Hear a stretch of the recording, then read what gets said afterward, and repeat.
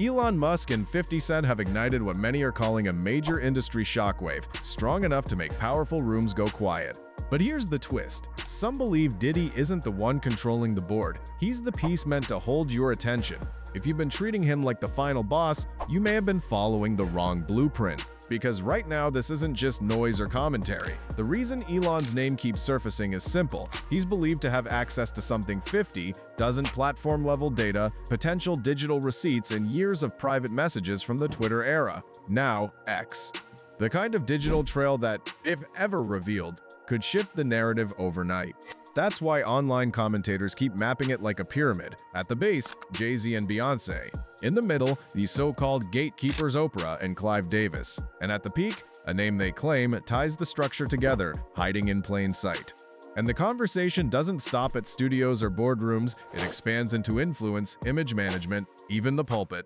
50 has been hinting in that direction for months. Remabulum wait is to do it, sweet we're here to repeat a go haul into it. So, strap in.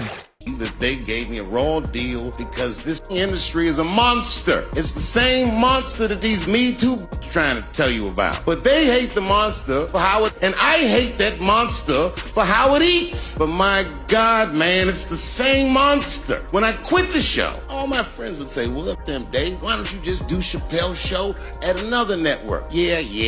And why doesn't a slave run from one plantation to another plantation? Because the master over there might be nicer. My God, man, I was trapped. You know what? Tell you the truth. I've even thought about coming back and doing another Chappelle show. Well, but if I do... Before we climb higher, understand this: the Diddy situation, whatever the full truth, ultimately has been framed by many as bigger than hip-hop. And no, this isn't a biography breakdown. This is about what people are actively discussing. 50 Cent released his Diddy documentary, The Reckoning, positioning himself as someone willing to speak when others stayed silent.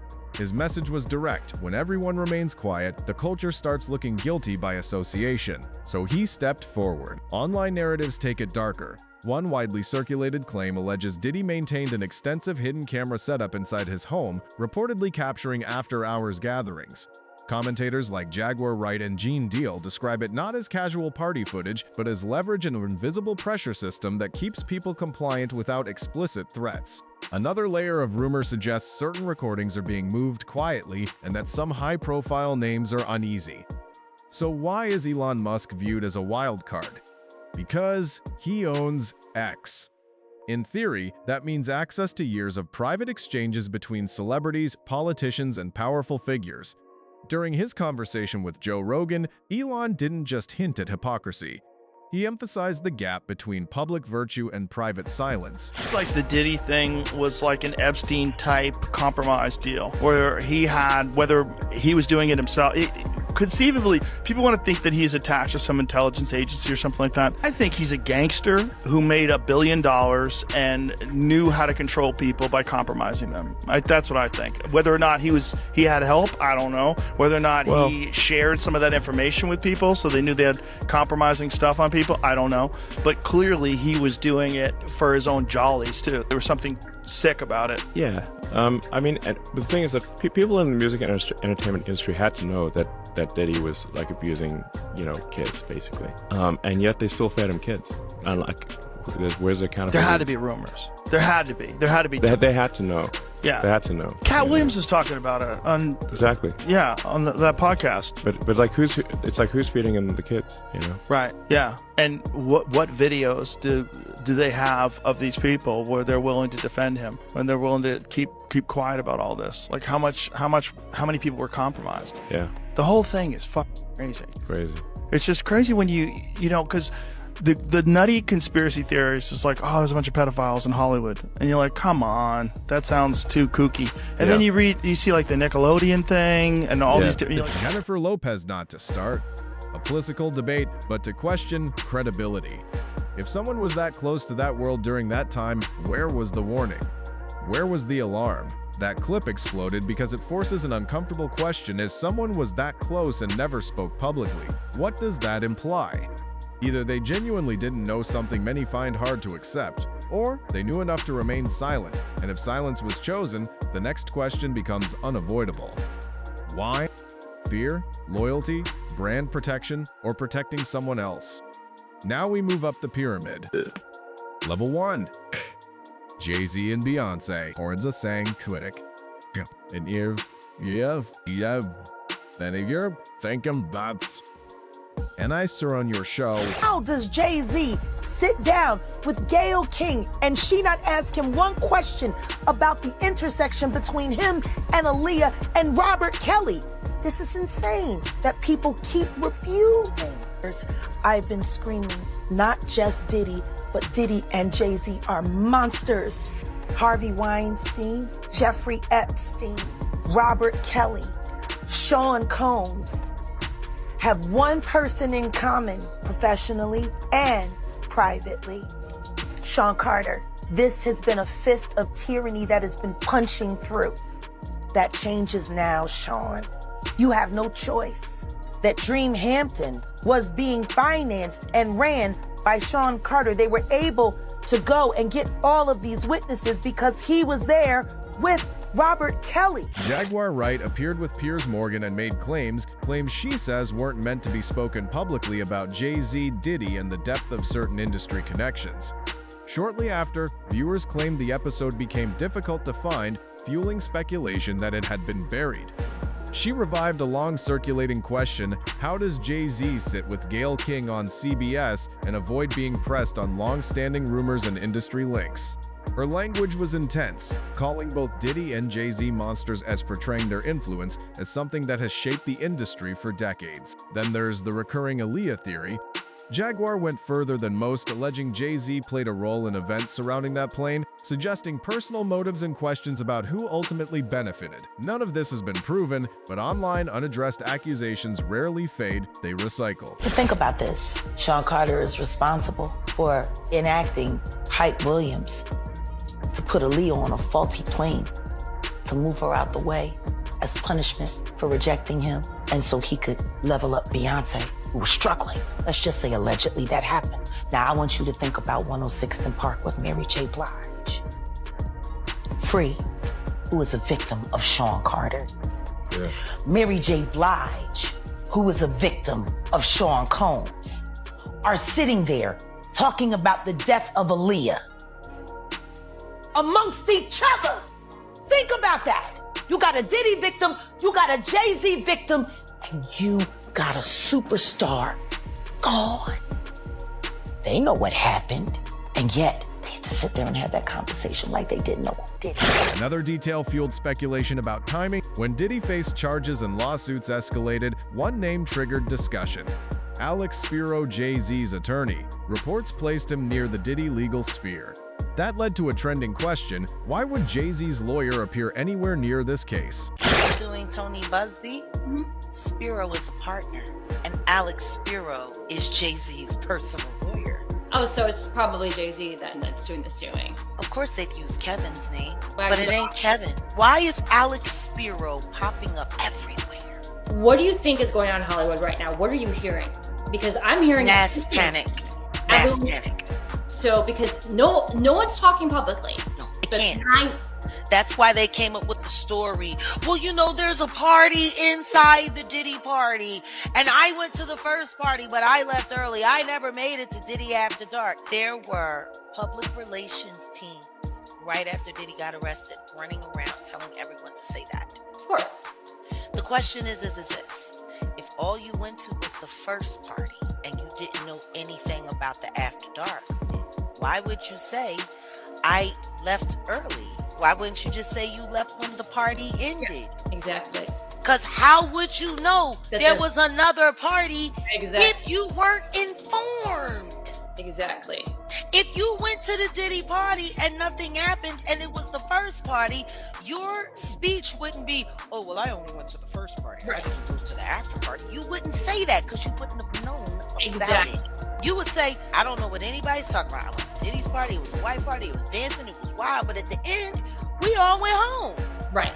That's not what y'all are saying. Nope. You're saying, I didn't go to the second party. I only went to the first. The only thing you're proving is that you're hiding being there. Yeah. Because you wouldn't have known about another Exactly. party. The repeated theory online is simple. Shape the narrative before it shapes you. Because if Diddy ever speaks freely, many believe powerful figures could be implicated. That's why conversations circle back to Jay-Z's early rise, particularly the Big L era. Big L reportedly opened doors and had negotiations underway shortly before he was killed in an unsolved Harlem drive-by. Jaguar suggests it was the first of several convenient endings that cleared lanes. Coincidence? Possibly, but once timelines are stacked, critics say patterns appear. Now we enter level 2, where the conversation shifts from fame to influence. Oprah Winfrey and Clive Davis. Critics point to Oprah's proximity to Harvey Weinstein during periods when rumors already existed. Their argument? Someone with that reach could have amplified scrutiny sooner. Then the South Africa school controversy resurfaces early allegations, firings, public fallout, yet critics argue parts of the story never felt fully resolved. Add recycled photos and resurfaced rumors, and some frame Oprah as quiet power influence that doesn't require trending clips. Clive Davis is another industry titan. Arista Records, decades at the top, countless careers shaped. Suge Knight has long alleged that Clive and Diddy's relationship went deeper than mentorship. No public proof, just repeated claims reinforcing the broader theory. Diddy didn't climb alone, en Haux, the leader helps Kadiqualis Nabid Lib Jex, Friendestard. As you do assure other news, in Isler assist runa rack dat den substance coldly steaks convoled. When a chicken elements Great memory working with Diddy. You know, personally, I've got to tell you, he really is a major star in this film tonight. He's his spokesman all the way through. I met him before I ever knew of him. I met him when he was 21 years old. And when we met, you know, he played me Craig Mack Flavor in Your Ear. He played me 3 cuts from the forthcoming Notorious B.I.G. album.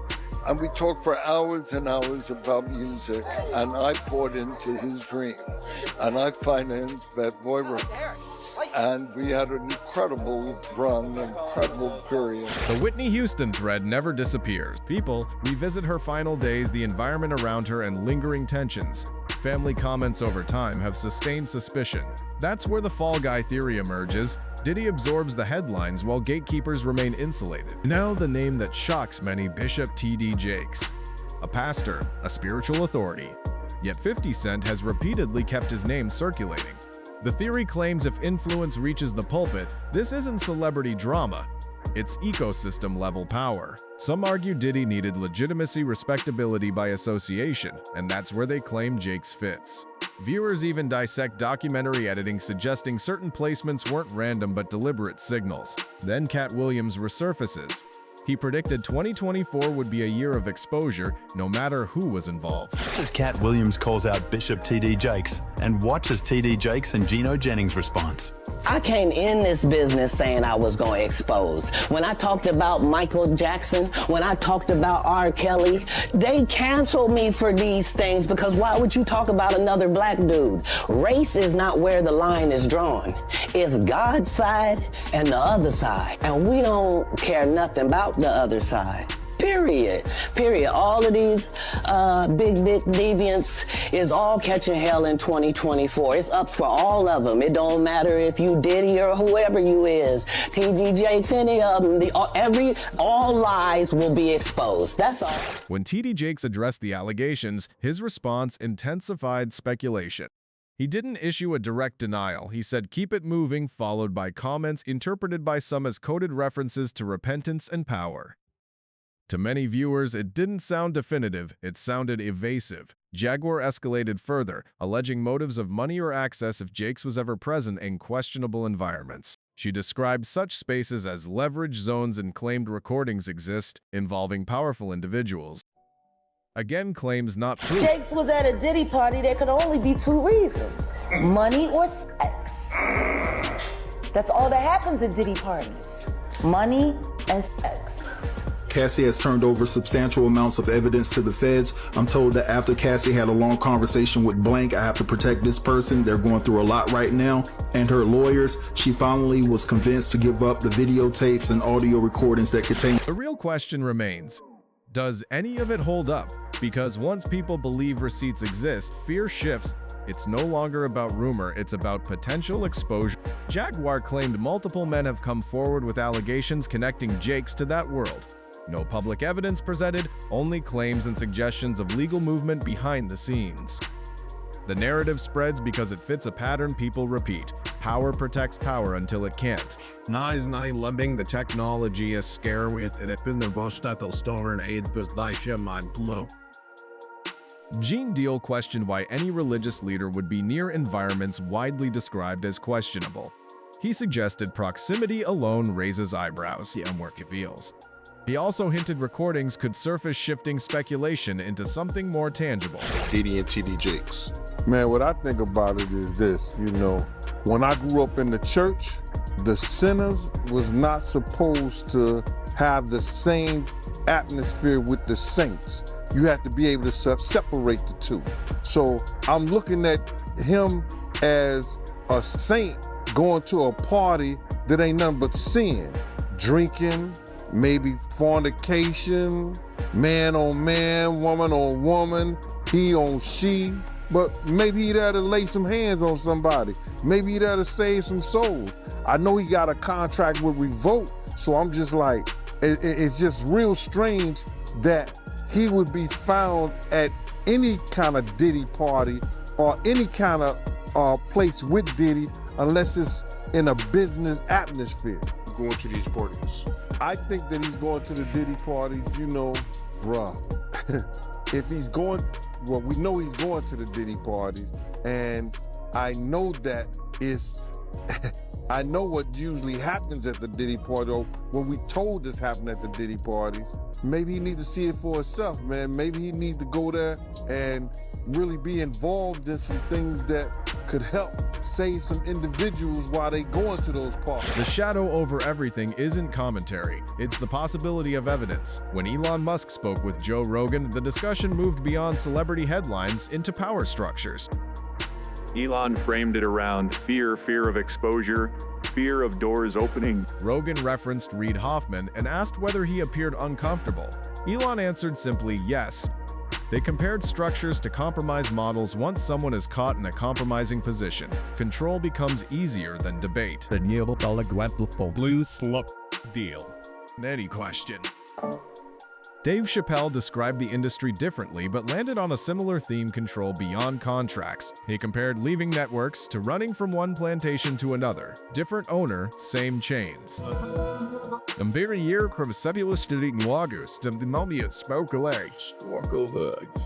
If someone at that level felt confined, what does that imply about everyone else? This story isn't finished. More names may surface, more rumors may circulate, and figures once seen as untouchable may face scrutiny. So the real question becomes, is TD Jakes truly the top of the pyramid or just another layer? Drop your take below. If anything breaks, we'll track it in real time and separate allegations from confirmed facts. Until the next upload, stay sharp.